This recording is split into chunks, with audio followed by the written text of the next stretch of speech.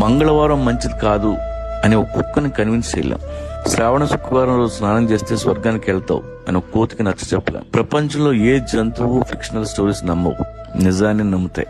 కానీ ఈ బూడిది రాస్తే దెయ్యం రాదు అంటే మనం నమ్ముతాం. ఈ రాయి లోపల పెట్టుకో ప్రపంచాన్ని వెళ్తామంటే మనం నమ్ముతాం. మనిషి మైగ్రేట్ అయిన నాడు బానే ఉన్నాడు.